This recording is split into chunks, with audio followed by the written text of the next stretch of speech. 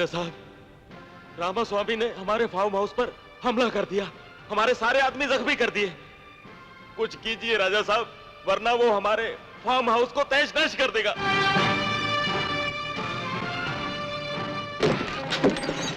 जब हम मुस्कुराते हैं तो दुश्मनों के दिल दहल जाते हैं।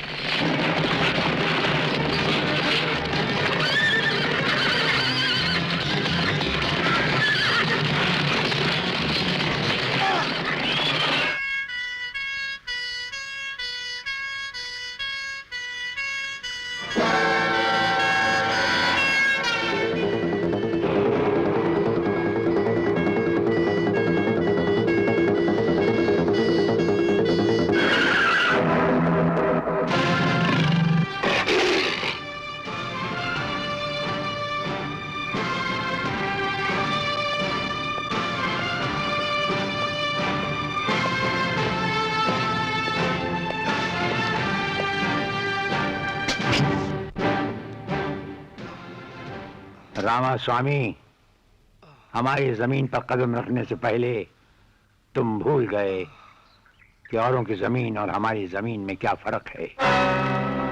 औरों की जमीन सिर्फ जमीन है और हमारी जमीन एक गर्दिश।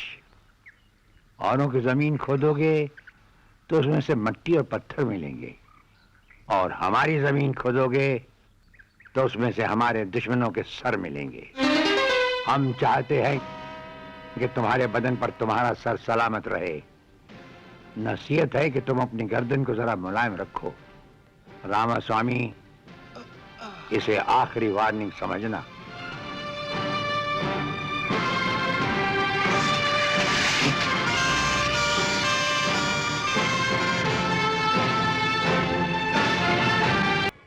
अब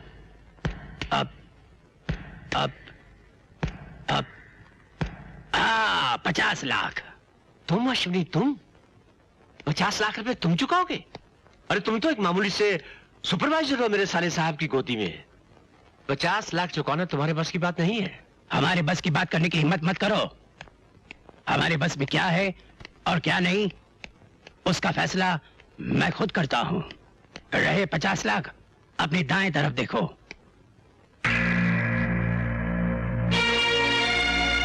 शोभराज, तुम और तुम्हारा सेठ सुमन नगर खरीद कर वहां न जाने क्या क्या धंधे शुरू करवाना चाहते थे। वहां मेरी गोदी में काम करने वाले मजदूर बसते हैं, इसीलिए मैं चाहता था कि मजदूरों का कोई लीडर ही इस जमीन की बोली लगाए।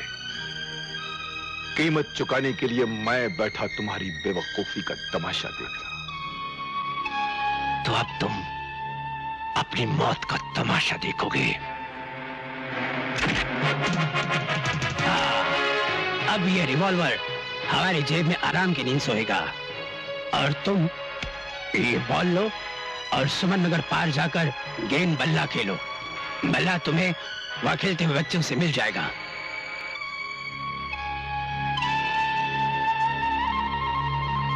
तुम तो जानते हो मैंने हर जानवर से कुछ ना कुछ सीखा है। भेड़िए से मैंने एक आदत सीखी है, वो हमेशा अपने शिकार की घात में रहता है, मौका देखकर उस पर हमला कर देता है। मुझे भी ऐसे ही मौके का इंतजार रहेगा। तुम्हारे इंतजार का मेरे पास एक ही जवाब है। आइए सेठ जी।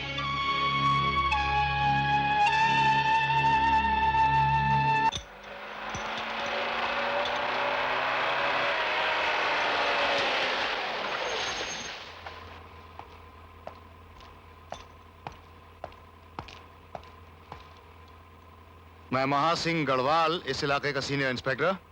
मेरी जीप खराब हो गई है, अगले गांव तक लिफ्ट चाहता हूं। बैठ जाइए। मैं अगले गांव से मैकेनिक भेज देता हूं, तुम चले आना। जी साहब।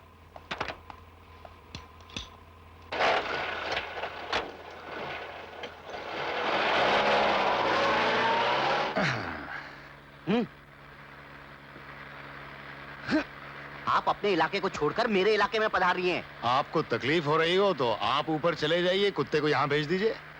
आप हो या कुत्ता, मेरे लिए कोई फर्क नहीं पड़ता। लेकिन हमारे कुत्ते को फर्क पड़ता है। वो इंसान के बाजू में बैठने का आदी है। खूब कहा आपने। आप तो मेरे भाई लगते हैं। आप तो बड़े जिंदा दिल लगते हैं। आपकी पब्लिक आपसे बहुत खुश होगी। हाँ, ये तो हम नहीं जानते, लेकिन हम पब्लिक से बहुत खुश हैं। एक राज की बात बताऊं? पब्लिक बड़ी डरपोक होती है। डराने वाला चाहिए, मुझ जैसा। आपके इलाके में जुर्म ज्यादा होते हैं या कम? आप ये पूछिए कि माल ज्यादा मिलता है या कम। कितना कमाया होगा आपने? देखिए मिस्टर, नाम क्या आपका? जगमोहन। हाँ, तो जग। जगमोहन झांसी वाले। कहीं झांसा तो नहीं दे रहे हो? हैं? हाँ साहब, माल तो हमने बहुत कमाया और बहुत उड़ाया। क्योंकि सच बात तो ये है कि रुपया हमारे पास रहता ही नहीं। क्यों? जनाब, हमारी आदतें भी तो हरामी हैं। हम जानते हैं कि हराम का पैसा हरामी आदतें भी सिखा देता है। सच कहा आपने, सच कहा। आपके रेट्स क्या हैं? चोरी, डकैती, मारपीट, खून खराबे के रेट्स? अच्छा सवाल पूछा आपने। मैं बताऊं आपको, पब्लिक की जेब देखकर माल निकाल लेते हैं। वैसे माल मर्डर केस में ज्यादा मिलता है। कितना मिलता होगा? छोटा आदमी मर्डर करता है तो 25-30 हजार तो हम निकाल लेते हैं, और अगर चिकना आसामी फंस गया तो 1.5-1 लाख तो हम बना ही लेते हैं। महासिंह जी, हाँ। वो जो आपके पीछे बैठे हैं सीबीआई ऑफिसर हैं। ये मजाक कर रहा है। हाँ, मैं जानता हूँ। लोग समझते हैं सीबीआई ऑफिसर के पंख होते हैं, सींग होते हैं। अरे कुछ नहीं होता। कभी कभी आते हैं मेरे इलाके में, आने से पहले खत आता है, क्योंकि मुझे ही उनके रहने खाने, शराब, कबाब और माल का इंतजाम करना पड़ता है।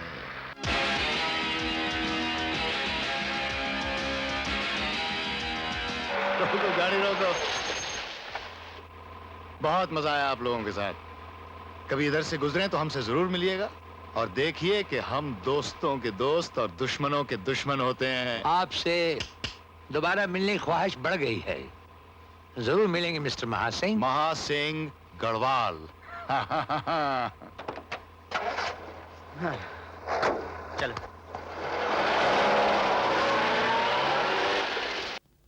ये पैकेट, इसमें करुणा के कपड़े हैं और ये फोटोग्राफ। और जेवर? कान के टॉप्स और मंगलसूत्र हैं इसमें। शाहनवाज ने लिखा है कि करुणा कंगन भी पहनती थी। पहनती होगी, लेकिन उस वक्त मौजूद नहीं था। Sure? Very much sure mister Azad. आप ठहरे कहाँ हैं? आप चाहें तो मैं इंतजाम करा दूं। शुक्रिया। हम गवर्नमेंट गेस्ट हाउस में ठहरे हैं, बस पूरा आराम है। और जब तक हम इस केस पर पूरे तैयार ना हो जाएं, हमारे आने की इत्तला महासिंह और खेरा से छुपाए रखिएगा, ताकि वो गुहाओं को तोड़ न दें। जी शुक्रिया। मैं समझता हूँ मिस्टर आजाद। इजाजत।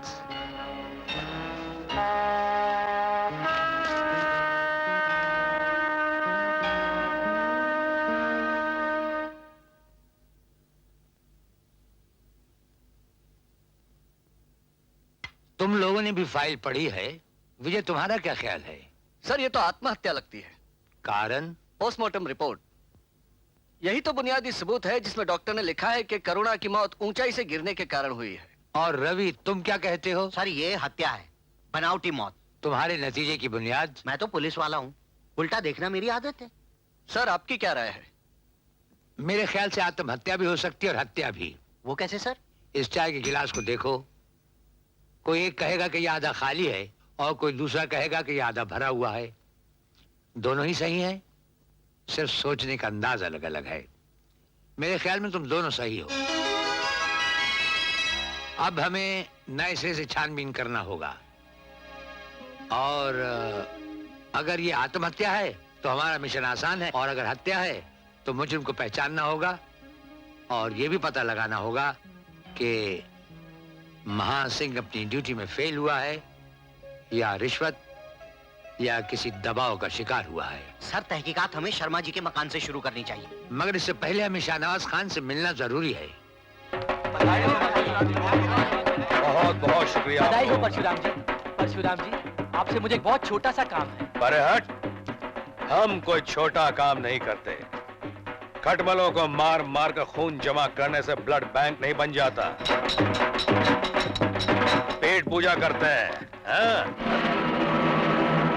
ऐ शाबाश, अब अपना जोड़ीदार नजर आया। अब पंजा लड़ाने का मजा आएगा।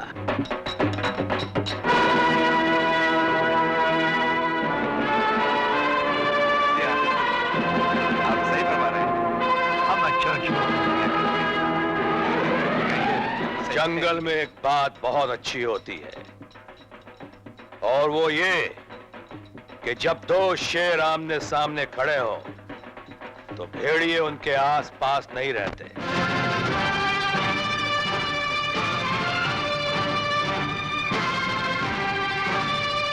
तुमने हमारा नाम जरूर सुना होगा, परशुराम।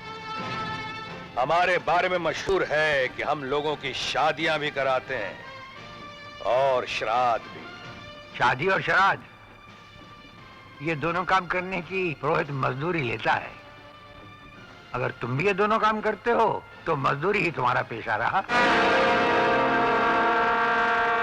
ये मत भूलो कि आज का दौर मजदूरों का दौर है, और आज का मजदूर अपने पांव की ठोकरों से बड़े बड़े बादशाहों की तकदीर लिखता भी है और मिटाता भी। हम उन बादशाहों में से हैं जिन पर किसी भी दौर का असर नहीं होता, क्योंकि हमारी सल्तनत की सरहद इंसानियत की दहलीज से शुरू होकर रहम और ईमानदारी के इलाके से गुजरती हुई दिल के दरवाजे पर खत्म होती है। हमारी पृथ्वी में अमन और चैन की फसलें मुस्कुराती हैं, जो हम मजदूरों में बांट देते हैं। तुम भी कभी चले आना। अजी हम प्यारे मित्रों, हमें खेद है कि कार्यक्रम शुरू होने में कुछ समय लगेगा। क्यों ना वक्त गुजारने के लिए कुछ खेला जाए। सुना है आपको शतरंज के अलावा ताश खेलने का भी शौक है। शौक तो हमें बहुत से हैं, लेकिन कौन सा, किस वक्त और कहाँ किया जाए, इसका फैसला करना पड़ता है। तो क्यों नहीं इस वक्त फैसला ताश के हक में ही कर लिया जाए? चलिए खेल लेते हैं। लाबे।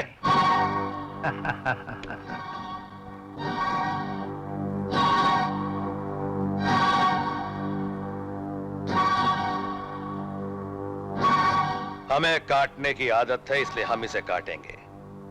आप हर चीज बांटते रहते हैं, इसलिए इसे भी आप ही बांटिए। आपने हमारे हाथ में ताश क्या दे दी, ये समझिए बाजी दे दी। आप ये क्यों भूल जाते हैं कि काटेंगे हम। लो काटो।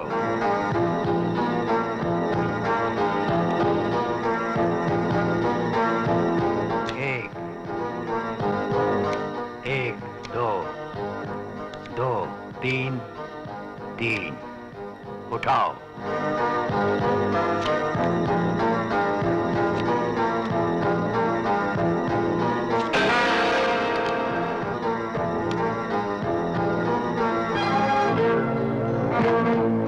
मारे गए, लेकिन पृथ्वीराज कभी हारे नहीं। इक्का ईंट का,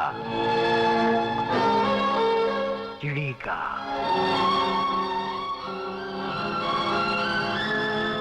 हमारे हुक्म का, तीनों इक्के। एक साथ 6।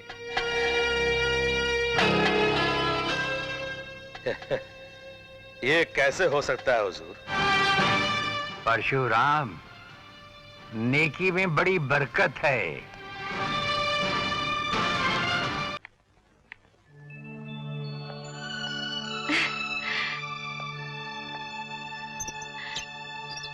सुनो जी, आपको एक बच्ची की आरजू थी ना, आपकी मुराद पूरी हो गई।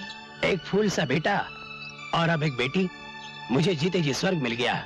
आज मैं बहुत खुश हूँ। राजेश्वर बाबू, अश्विनी की यहाँ बेटी पैदा हुई है। अच्छा,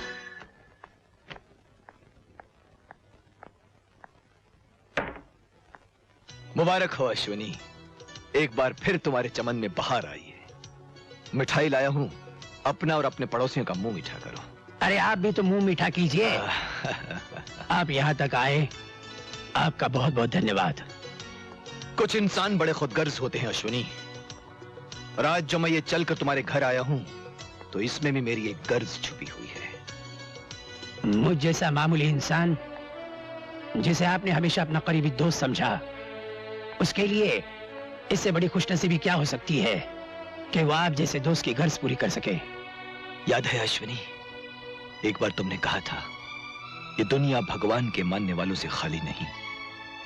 उस वक्त में अगर तुमसे तुम्हारा बेटा तुम्हारे जीने का सहारा मांग लेता तो तुम्हारी झोली खाली हो जाती, और भगवान मुझे मेरी इस खुदगर्जी पर कभी माफ नहीं करता।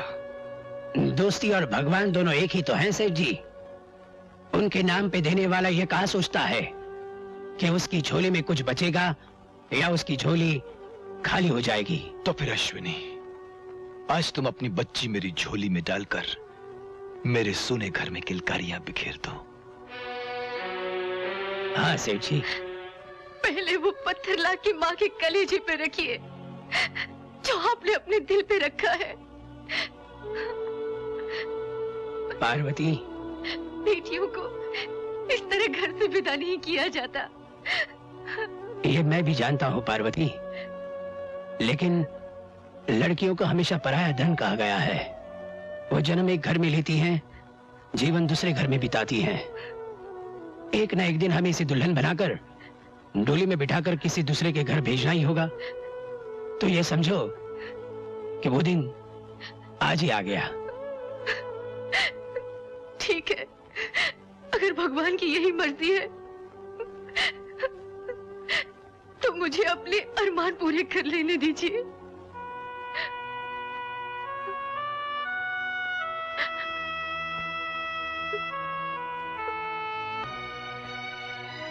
लीजिए सेठ जी, मेरे दिल का टुकड़ा, आज से आपके दिल का टुकड़ा। आखिर बात दिल ही की तो है।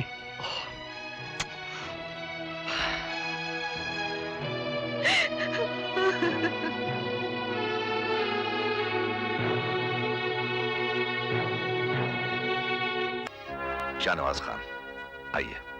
इनायत, आपको कहीं बाहर जाने की जल्दी तो नहीं? बिल्कुल नहीं, अभी तो बस फुर्सत ही फुर्सत है। पुलिस डिपार्टमेंट ने मुझे एक्टिव पुलिस ड्यूटी के काबिल नहीं समझा और इंटेलिजेंस में बैठा दिया। बैठिए। अब तो मेरा ताल्लुक ना तो पब्लिक से है और ना ही पब्लिक के दुश्मनों से। हम जानना चाहते हैं कि आप महासिंह की रिपोर्ट से सहमत हैं? बिल्कुल नहीं। क्यों? अब आपसे क्या छुपाएं? सुना है मिनिस्टर का दबाव था। और रिश्वत? रिश्वत लेने वाले ही दबाव का शिकार होते हैं। मैं जानता हूं महासिंह को, बहुत ही ब्रिलियंट अफसर था। आज के हालात ने उसे भी बदल डाला। आपके शक की बुनियाद क्या थी? पहली वजह उन लोगों का खौफ और घबराहट, जैसे पुलिस से कुछ छिपा रहे थे। दूसरी वजह मेरा अचानक तबादला और महासिंह जैसे अफसर का लाखन पुराना। लेकिन तीसरी सबसे अहम वजह यह थी कि अक्टूबर 9 की रात को 9:30 बजे तक बारिश हो रही थी और पोस्टमार्टम की रिपोर्ट के मुताबिक करुणा ने आत्महत्या 9 बजे की थी। लेकिन ना तो उसके कपड़े गीले थे और ना ही उसके बाजू पड़ा हुआ खून बह गया था। हो सकता है करुणा ने 9:30 बजे के बाद खुदकुशी की हो। हमारा मतलब है बारिश रुक जाने के बाद। लेकिन डॉक्टर ये बात मानने को तैयार नहीं है। मुझे लगता है पोस्टमार्टम की रिपोर्ट अरुण के बचाव के लिए लिखवाई गई है। जहां डॉक्टर ने अरुण को बचाने की कोशिश की है, वहां वो भूल गई है कि शर्मा इस इल्जाम का शिकार हो सकता है। मगर शर्मा तो बरसात रुकने के बाद मकान पहुंचा था। वो शर्मा की स्टेटमेंट थी, सच्चाई नहीं थी। अगर ऐसा होता तो पुलिस डॉग शर्मा और तिवारी को फौरन पहचान लेता। मुझे लगता है ये एक आदमी का काम नहीं है, वो सब आपस में मिले जुले हैं। अगर एक आदमी अकेला जुर्म करता है तो उसे पकड़ना जरा मुश्किल होता है। इस वारदात में अगर कोई दूसरे भी शामिल हैं तो मुजरिम का बचना मुश्किल है, क्योंकि गवाहों से सच कहलवाना हम जानते हैं। Thank you mister Khan. Good luck. Thank you. Ram Sahib. क्यों बे लल्लू, कहाँ है सीबीआई ऑफिसर? वो तो ऑफिस रूम में एक इंस्पेक्टर साहब। सीबीआई ऑफिसर महासिंह के इलाके में महासिंह को बताए बिना महासिंह की इंक्वायरी रिपोर्ट पर इंक्वायरी करने आया है।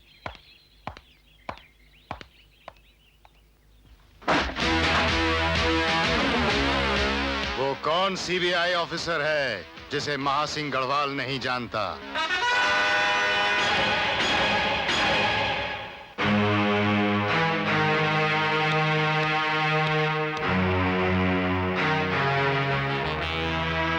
तो सर आपने हमें झांसा दे ही दिया। खैर, आप भी पुलिस वाले हैं, मैं भी पुलिस वाला हूं। हम एक दूसरे की ताकत और कमजोरी को अच्छी तरह जानते हैं। महासिंह, ना हम कभी कमजोर थे न कमजोर हैं। बाकी इस फाइल में शाहनवाज खान ने लिखा है कि मौत बड़ी पुरस्कार और पोशीदा हालात में हुई थी। वो शाहनवाज खान का ख्याल था, मेरा नहीं। इस केस को खत्म करने के लिए तुमने कितने रुपए लिए? आपका सवाल बेबुनियाद है। सबूत क्या है आपके पास? आई रिपीट, सबूत क्या है? सबूत? आग से मांगते हो कि वो जलाती कैसे है, आंधी से मांगते हो कि वो उड़ाती कैसे है, और नदी से मांगते हो वो डबोती कैसे है। मिस्टर ऑफिसर, इस यूनिफॉर्म पर आग, आंधी, पानी का असर नहीं होता। इसे पहनकर तो आदमी शेर बन जाता है। महासिंह, शेर की खाल पहनकर आज तक कोई आदमी शेर नहीं बन सका, और बहुत ही जल्द हम तुम्हारी ये शेर की खाल उतरवा लेंगे।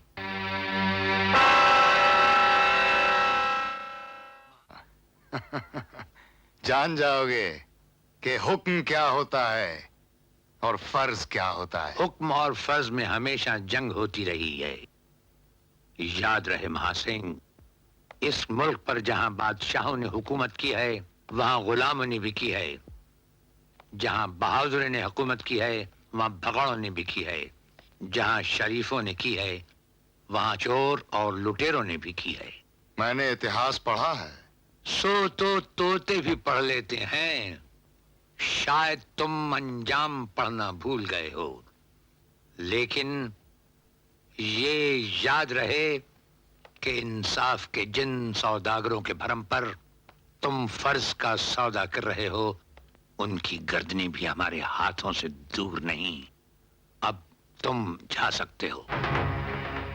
हमने देखे हैं बहुत बातें बनाने वाले। बातें वाले तो जनाब काम किधर करते हैं।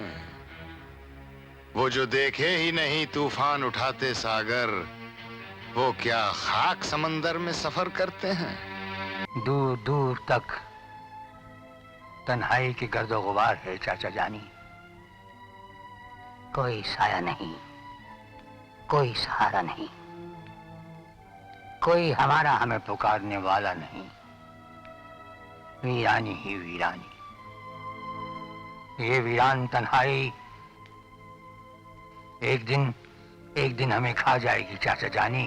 ये वीरान तन्हाई हमें एक दिन खा जाएगी।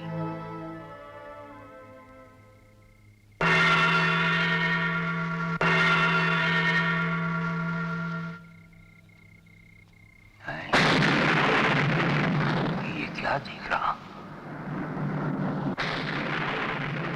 ये क्या?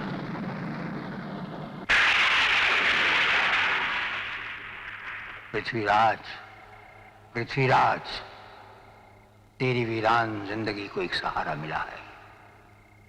तेरी वीरान जिंदगी को एक सहारा मिला है पृथ्वीराज, जो इस वक्त तेरे कदम पर पड़ा है। इसे अपने हाथ में उठा, अपने हाथों में उठा, सीने से लगाकर अपने घर के अंदर ले जा, परवरिश करके जवान कर, इसे खिलाता देखकर खुशियों से भरी तेरी एक नई जिंदगी शुरू हो। या अल्लाह, तेरा लाख लाख शुक्र है।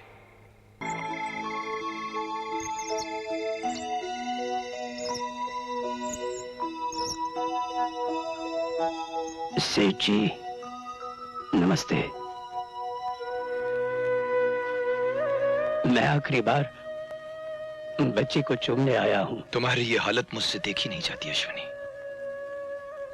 तुम्हारे अकेलेपन के अंधेरे में ये रोशनी का काम करेगी। अपनी बच्ची ले जाओ तुम। ये बच्ची तो सेठ जी आपकी कब से हो चुकी, कब से हो चुकी। और फिर इसे ले जाऊं तो कहां ले जाऊं? इसकी मां न रही, इसका भाई न रहा। रोजी की दौड़ धूप दिन भर मुझे घर के बाहर रखेगी। आया और नौकर रखने की हैसियत नहीं। शायद इस बच्चे के नसीब की लकीरें उस आसमान वाले ने इसी घर से बांध रखी थी। जरा गौर कीजिए, अगर ये उस घर में होती तो ये भी जलकर राख हो चुकी होती। तो फिर तुम भी इसी घर में रहो, हमारे भाई बनकर। ये बच्ची तुम्हारी आंखों के सामने रहेगी तो तुम्हारा भी मन लगा रहेगा। ऐसे में कैसे जी सकूंगा सेठ जी? अब तो ये शहर भी मुझे खाने को आ रहा है। अगर मैं यहां से ना गया तो सिसक सिसक के मर जाऊंगा। मगर तुम जाओगे कहां?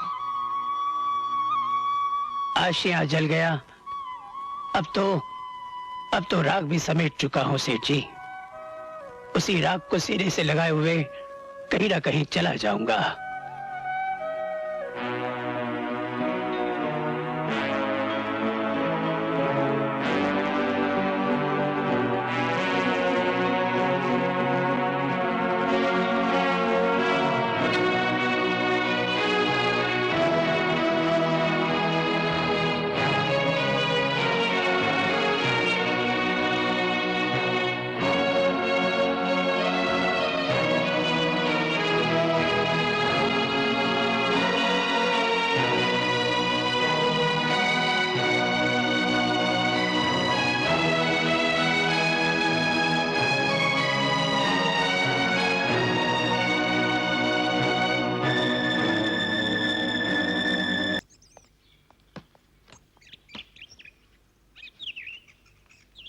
रवि, क्या इस डम्मी का वजन करुणा के वजन के बराबर है? Yes sir. अब वो साड़ी वाली डम्मी को वहां खड़ा करो और धक्का दे दो जैसे कि छलांग लगाई गई हो।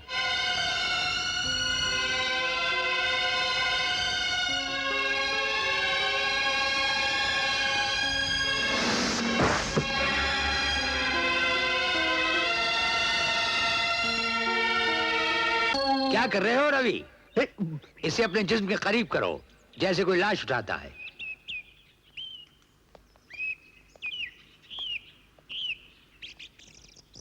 That's right. अब पूरी ताकत लगाकर उसे उछाल दो।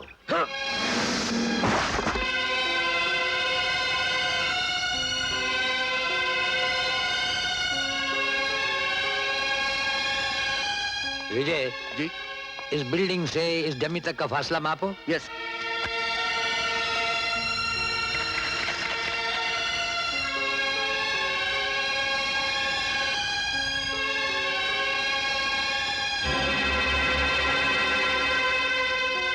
सर, पहली डमी 18 कदम और दूसरी डमी 14 कदम। ठीक है, दोनों डमी गाड़ी में रख लो। Yes sir. Yes sir.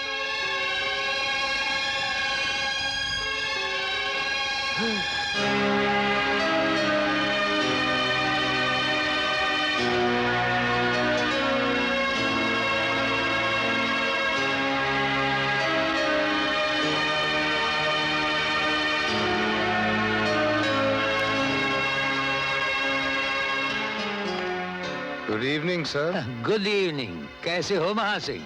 जो काम तुम्हें करना चाहिए था वो हम कर रहे हैं।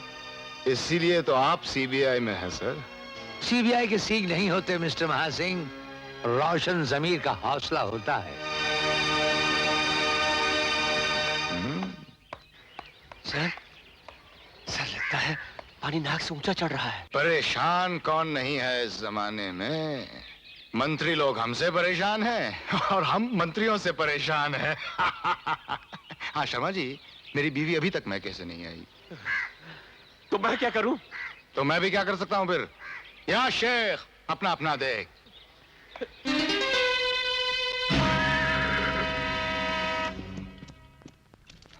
तुम अपना कुछ सामान भूल कर जा रहे हो।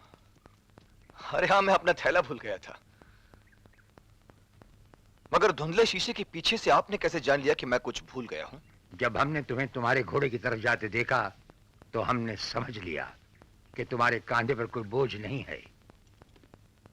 अगर कुछ बोझ होता तो तुम्हारे चलने में कुछ झुकाव पैदा हो जाता। वाह राजा साहब वाह, आपने भी क्या बात कही है। बलवंत, तुम यहां जब कभी आए कुछ न कुछ भूल कर ही गए। मेरी ये बहुत बुरी आदत है राजा साहब, भूल जाने की, और ये सुधरने वाली भी नहीं, क्योंकि आपके यहाँ जो भी कुछ छोड़ जाता हूं वो वापस मिल जाता है। कभी ऐसा ना भी हो। अगर हमारे घर पर कोई बेशकीमत खजाना भूल जाए तो हम उसे खिलौना समझकर लौटा देंगे, लेकिन अगर हमारी दहलीज पर कोई आंसू बहाकर चला जाएगा तो हम उन आंसुओं को कैसे चुनेंगे और कहां से लौटाएंगे? राजा साहब, अपने आंसुओं को वापस लेने आता ही कौन है? कोई नहीं आएगा। अच्छा चलता हूं।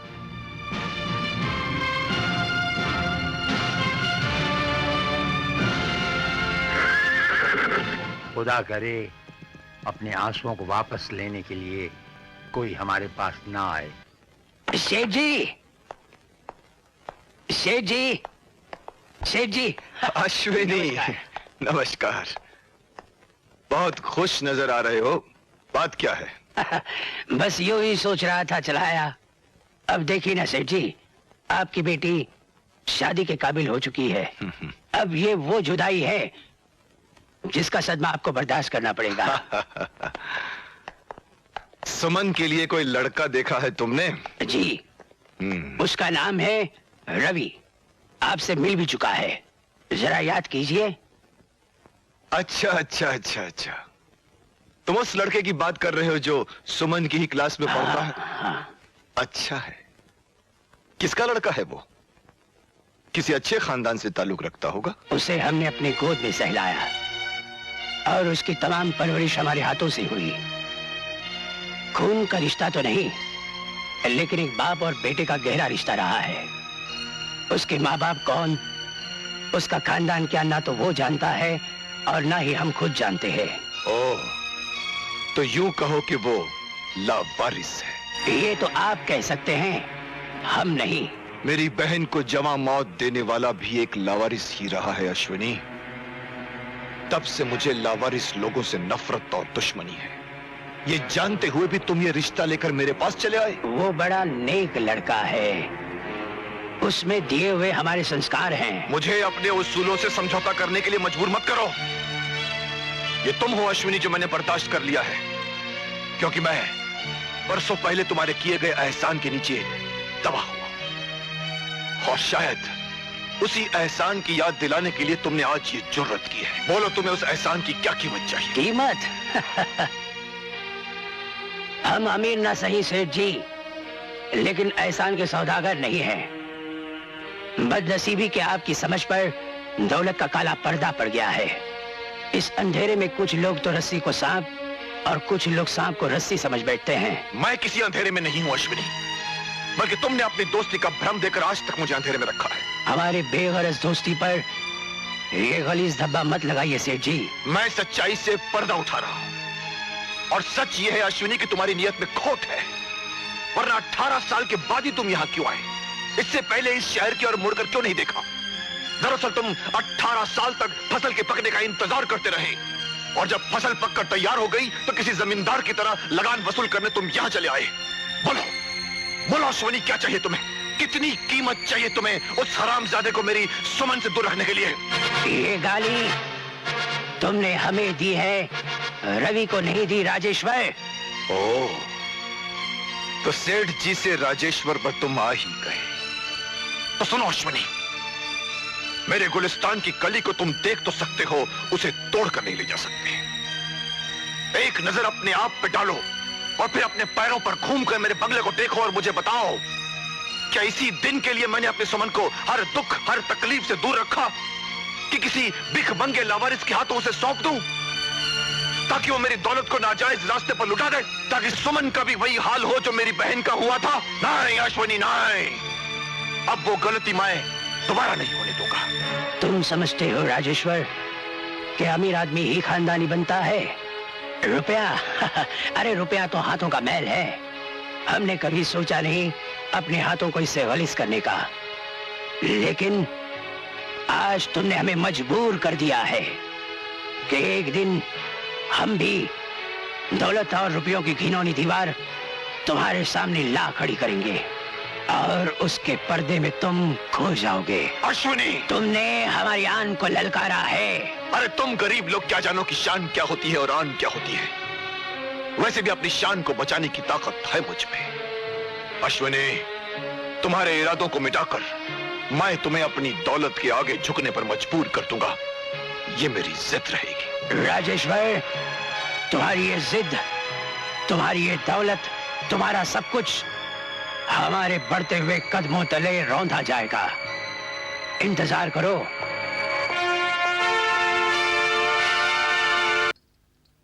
नमस्ते साहब। 9 अक्टूबर की रात कहां थी तुम? 7 बजे। 7? हमारे साथ तो कोई भी नहीं था भैया। 7 बजे कहाँ थी तुम? हम तो घरे पर ही थी। करुणा कहाँ थी? करुणा! डरोना, बहुत डरोना था सब कुछ। भयंकर बारिश, कड़कड़ाती बिजली, सब कुछ तो डराना। करुणा कहाँ थी? करुणा बहू रानी तो कमरा में ही थी, बहुत प्यारी थी, सबसे मिलजुल कर रहती थी। करुणा के कमरे से लड़ाई झगड़े की आवाज सुनाई दी तुम्हें? लड़ाई झगड़े? मलाई पकौड़े? मलाई पकौड़े तो भैया उन्हें बहुत अच्छे लगे थे। बुला करके हमसे कहती थी कि लक्ष्मी पकौड़े खाइए। पर आज ये बात हमसे काहे पूछ रहे हो भैया? अरे चिल्लाने से कुछ फायदा नहीं, जाने दो इसे। जाओ मेरी अम्मा जाओ, गला गिरा दिया मेरा। कुछ देर और रहोगी ना तो मुझे भी गिरा दोगी। जाओ जाओ।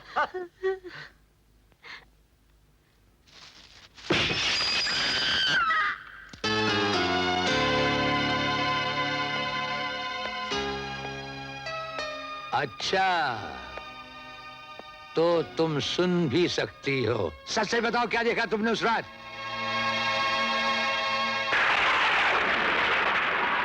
मैं जरूर मिलूंगी पिताजी से और उषा से। मेरे सिवा दुनिया में कौन है उनका? तुम्हारा अब उनसे कोई संबंध नहीं है, टूट चुका है। संबंध टूट सकता है मगर खून का रिश्ता कभी नहीं टूटता। तुमसे मेरा संबंध है, उनसे तो खून का रिश्ता है। बहुत जबान दराजी करने लग गई हो। इसके जिम्मेदार तुम हो। दहेज का इतना लालच था तो शादी से पहले मांगा होता। धोखे से मेरे पिताजी की जमीन हथियाने की क्या जरूरत थी? भगवान तुम्हें कभी माफ नहीं करेगा। तुम लोगों ने मेरी बहन को कुंवारी बिठा दिया। तुम भी कुंवारी बैठी रहती अगर मैं तुमसे शादी न करता। इस नर्क में आने से तो कुंवारी बैठी रहना ही अच्छा था। करुणा, मैं तुम्हें आखिरी बार ताकीद करता हूँ, इसी घर में तुम्हें जीना होगा और इसी घर में मरना होगा। तो फिर मुझे मार क्यों नहीं देती? मार दो मुझे, मार दो। मैं मरना चाहती हूँ। करुणा! मैं जीना नहीं चाहती, मरना चाहती हूँ।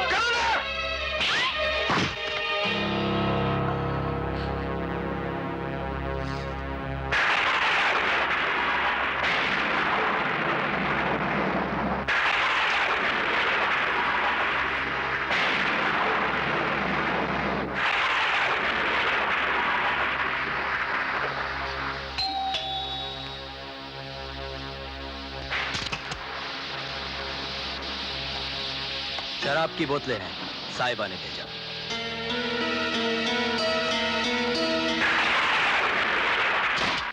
ड्राइवर के जाने के बाद कोई भी नहीं आया साहब। हम रसोई घर में गई और खाना बनाते बनाते चक्कर सा आया और वहीं सो गई। फिर साहब हमें सवेरे तक किसने जगाया नहीं। तुम्हें ये सब झूठ कहने के लिए किसने कहा? शर्मा जी ने साहब।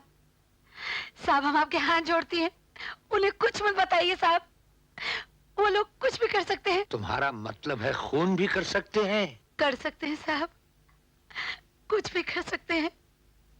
तुम जाओ। इसका मतलब ड्राइवर जॉर्ज ने इस्तीफा नहीं दिया, वो उस रात ड्यूटी पर था। तुम ड्राइवर जॉर्ज पर नजर रखो और तुम शर्मा का फोन टैप करते रहो। सर।